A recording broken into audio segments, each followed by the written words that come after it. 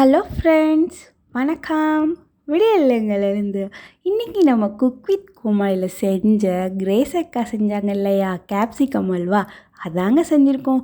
ரொம்ப ரொம்ப சிம்பிளாங்க. கேப்சிகம் வாடை இல்லாமையே சூப்பராக செய்யலாம். கண்டிப்பாக மஸ்ட் ட்ரைங்க. சூப்பராக இருக்குங்க. 1 வீக்னாலும் வச்சு சாப்பிட்லாங்க. இதெல்லாம் எப்படி செய்கிறதுன்னு பார்க்கலாமா? வாங்க வீடியோக்குள்ளே போகலாம். நான் ஒரு 4 மீடியம் சைஸ் கேப்சிகத்தை நல்லா சீடெல்லாம் ரிமூவ் பண்ணிவிட்டு ஒரு இட்லி பாத்திரத்தில் நல்லா இது மாதிரி நறுக்கி ஒரு 3லேருந்து 4 நிமிஷம் நல்லா வேக வச்சு எடுத்துக்கிறேன். நல்லா ஒரு லிட்டு காற்று போகாத மாதிரி மூடி வச்சு எடுத்துக்கோங்க. இது மாதிரி நல்லா வெந்து வந்தோன்னே அது மேலே தண்ணி இருக்கும். இதை கொஞ்சம் நேரம் ஆற விட்ட பிறகு மிக்சியில் சேர்த்து நல்லா பேஸ்ட் மாதிரி அரைச்சிக்கணும்.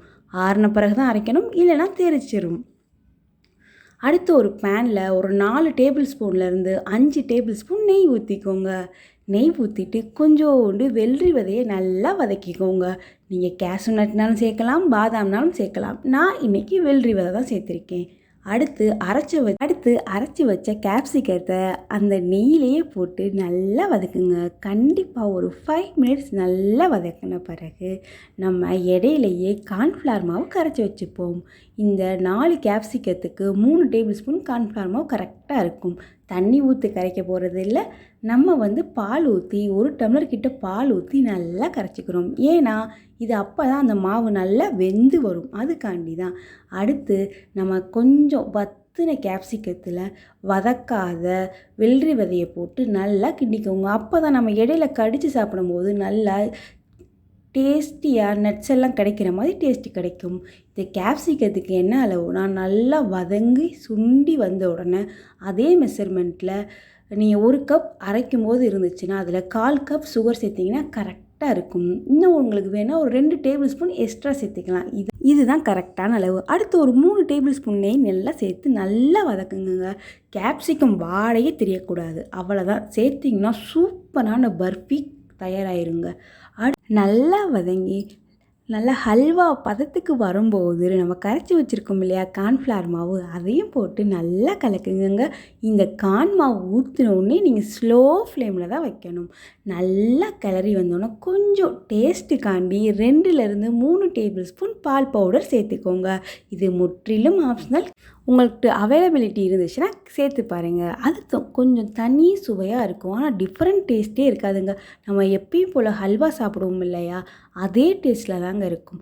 நல்லா இது மாதிரி திரண்டு வந்துடும் லோ ஃப்ளேம்லேயே. அப்போ ஒரு 3 டேபிள் ஸ்பூன் கிட்ட நெய் ஊற்றி நல்லா கிளறுங்க. ஹல்வா எப்படி ரெடியாச்சுன்னு பார்க்குற பக்குவம் இந்த பேனில் இருந்து நம்ம சுழட்டும் போது அந்த சைடும் இந்த கரண்டி எந்த சைடு போதோ அதே சைடில் ரொட்டேட் பண்ணால் ரொட்டேட் ஆகும். அதே மாதிரி சுற்றி விட்டால் சுற்றி வரும். இன்னும் நமக்கு அதே மாதிரி ஸ்டேஜில் வரல, லைட்டான பக்குவம் தான் வந்திருக்கு. இன்னும் கொஞ்சம் நேரத்தில் நமக்கு அந்த ஸ்டேஜ் வந்துடுங்க. கரெக்டாக அது செய்ய ஒரு 20 மினிட்ஸ் இருந்தாலே போதுங்க. குயிக் அண்ட் சிம்பிளாக வெஜிடபிள் சாப்பிடாத குழந்தைங்க கூட இது மாதிரி ஈஸியாக டிஃப்ரெண்ட்டாக ஒரு ஸ்வீட் செஞ்சு கொடுத்துர்லாங்க. அதை நம்ம ரொட்டேட் பண்ணும்போது அது பிரிஞ்சு போச்சு. இன்னும் கொஞ்சம் நேரத்தில் நம்ம ரொட்டேட் பண்ணும்போது நல்லா கவனித்து பாருங்கள், எல்லாமே சேர்ந்து வருங்க. இந்த பார்த்தீங்களா, எல்லாமே சேர்ந்து வந்துருச்சா? இவ்வளோ தாங்க.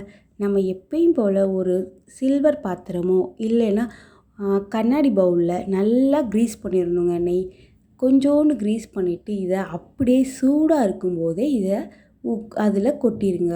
கொட்டிட்டு உங்களுக்கு எந்த ஷேப் மோல்டு இருக்கோ அந்த ஷேப்லேயே செய்யலாங்க. அடுத்து இது மாதிரி நல்லா பரப்பி விட்டுக்கோங்க. கொஞ்சம் பரப்பி விட்டிங்கன்னா கொஞ்சம் உங்களுக்கு கட் பண்ணும்போது அப்படியே பீஸ் போட்டு சாப்பிட்லாம். சின்ன குழந்தைங்களுக்கு ரொம்ப பிடிக்கும், அதனால தான். அடுத்து நம்ம நெய்லேயே ஃபஸ்ட்டு வறுத்து வச்சுருந்தோம் இல்லையா வெள்ளரி விதையை, அதை போட்டுட்டு நல்லா பரவலாக போட்டுக்கோங்க. உங்களுக்கு எவ்வளோ நட்ஸ் வேணும்னாலும் நட்ஸ் சேர்க்கலாம். நான் இன்றைக்கி சிம்பிளாக வெள்ளரி விதையை மட்டும் தான் வச்சு யூஸ் பண்ணியிருக்கேன்.